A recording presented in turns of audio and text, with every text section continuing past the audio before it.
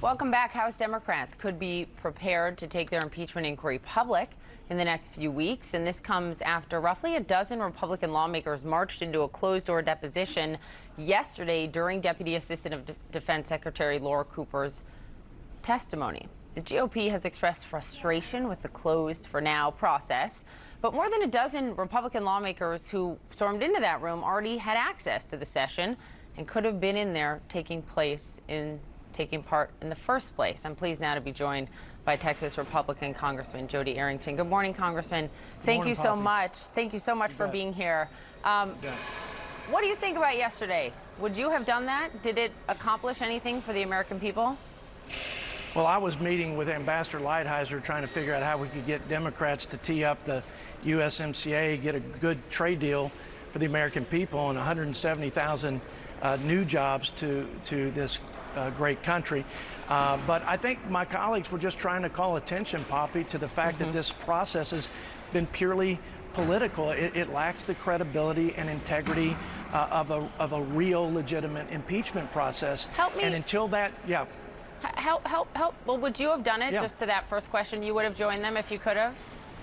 Well, I think I'm doing my part, like my colleagues, to raise the awareness of the fact that this is what I call an impeachment inquisition, not an impeachment process, and it will only be that. It will be purely political until there's openness and fairness and due process, like we've done in past impeachment proceedings with previous presidents. There's a lot to unpack there, sir, and respectfully, help me understand why you are arguing that this is a purely political process when 48 of the members on the 3 committees holding these hearings and these depositions are Republicans, 48 of them.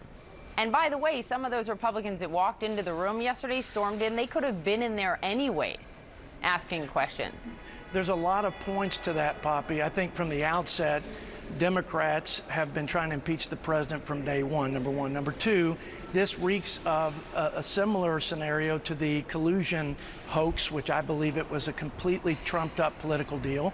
And then you've got Adam Schiff, who says he's running this process, and he says he didn't meet with the whistleblower, and then we find out he did. And he didn't meet with wait, no. Yeah. No. Okay, that's his staff not met. Factual.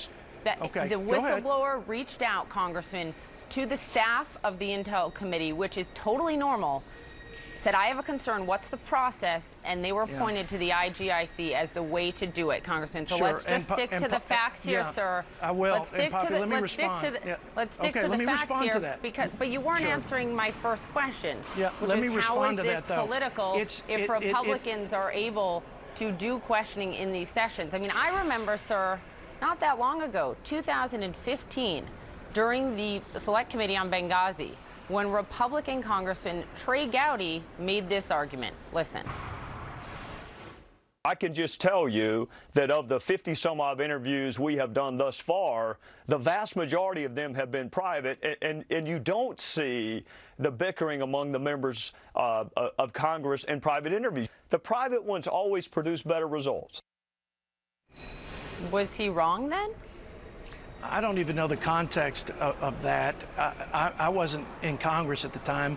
I can only speak to this, and I do think, Poppy, it's inappropriate for the chairman of the Intelligence Committee, who is running this process, to say that he never met with the whistleblowers when, in fact, his staff had met with them, and for the whistleblower not to check the box and say that they had met with the chairman's staff. And so I do think that's inappropriate. I think the American people believe that's inappropriate. Here's the other thing that makes this political. He's cherry-picking what he wants to release to the public. He cherry-picks the witnesses, the excerpts. We don't know the transcript of Taylor. Only know his prepared a statement. Well, we don't know the cross-examine. We don't know the cross-examine questions by Republicans. So I'm just answering your first question. This is political from A to Z, and it will be until they make this a legitimate process. So, Congressman, we will know, because again, we have been told repeatedly by Schiff and others that the transcripts will be released. They're waiting to check with the witnesses on all of that. They will be released, and a detailed report will be released. This is an investigative process, right? There's no Starr report here as there was in the Clinton impeachment. I want to get you to weigh in, sir, on something you said last week. You called into a local radio show in Texas. Here's something that stood out to me. president did nothing wrong. In fact, the president would be derelict in his duties if he didn't ask for presidents of other countries whom we support with a lot of taxpayer money to make sure that they root out graft and corruption. Just to be crystal clear on what you were saying, because I listened to it a few times, you think the President of the United States, President Trump, would be, in your words, derelict in his duties if he did not press a foreign country to investigate a political rival in exchange for vital military aid? Unlike the lack of integrity to this political sham called an impeachment process, the president is absolutely right to expect that taxpayer monies will be stewarded when we give aid in any form to a foreign country. For him to expect that they root out graft and corruption and give no pass, not to a politician, not to anybody, to make sure that that money goes to where we intend it to go to help our allies is absolutely the one appropriate. Question I have, Yeah. Okay, you think it is appropriate for the President of the United States to solicit help from a foreign government to get dirt on a political rival? No, the way you frame that is completely... It's not. I played your sound. I played your sound, and you said he would be derelict in his duties. We know, sir, from the transcript of the July 25th call, yes, and from what Mick Mulvaney said multiple times at the lectern in the press briefing last week, that investigating the Bidens and Burisma was part of the deal.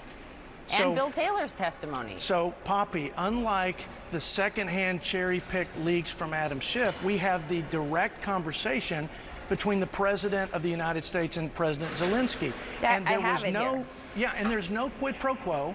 Okay. And even the President Zelensky said there was no coercion. I didn't feel any pressure. And this president released the direct conversation and transcript to the American people, not cherry-picked excerpts. Yeah. You've read it. I have it. Yes. For anyone who hasn't read it, on page 2, Zelensky, we're ready to continue to cooperate for the next step. Specifically, we're most ready to buy more javelins from the United States for defense purposes. President Trump, I would like you to do us a favor, though. And he was the first one to bring up the Bidens, sir. Yeah. Listen, it's a manner of speaking to say, in the context of draining the swamp in Ukraine. Those are not my words. Those are the words of President Zelensky. And in that context, he's saying, look at everything. Don't give anybody a pass. It was Vice President Biden that was out bragging that he stopped an investigation of Ukraine into a company on which his son served as a board member. There are just a few problems with that argument, sir. First of all, Shulkin's office told Bloomberg that the case into Burisma was largely shelved by 2014 when Joe Biden started weighing in on this. And it wasn't just Joe Biden, it was the IMF. It was really leaders in the entire Western Hemisphere. It was Stephen Pfeiffer, who worked in the Bush administration, sir, who said that virtually everyone felt that the prosecutor at the time, Shulkin, was not doing his job and should be fired. Listen, I stand by the excerpt from that radio interview. The president not only did what was appropriate, he did, I think, faithfully executed his constitutional responsibility as a fiduciary of taxpayer resources. And he called out a couple of high-profile cases and said, make sure that we look under every rock and make sure that you root out graft and corruption before we put at risk taxpayer money to the tune of $300+ million. Sir, I think that's more than appropriate. There is no evidence I commend of him, any Poppy, wrongdoing. I commend him for it. I hear you do, and it sounds like you would do it too if you were president of the United States, except the issue here, one of the issues is that there's no evidence of wrongdoing by Hunter Biden or by Joe Biden. And, sir, it's not just Democrats who have questions, respectfully. And I appreciate you coming on and having this dialogue. You can come back anytime. But it's a lot of Republicans. I want you to listen to Francis Rooney, your fellow Republican in the House. Here's what he told me. Yeah, whatever might have been gray and unclear before is certainly quite clear right now. We're not supposed to use government power and prestige for political gain. Okay, and then yesterday, following Bill Taylor's testimony, Republican Senator John Thune, quote, the picture coming out, based on the reporting I've seen, I would say it's not a good one. Republican Congressman Paul Mitchell of Michigan called the testimony troubling.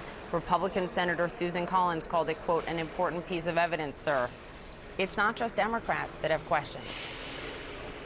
Well, I think if you look hard enough, you'll find anybody that will say there are questions, but here's why there are questions.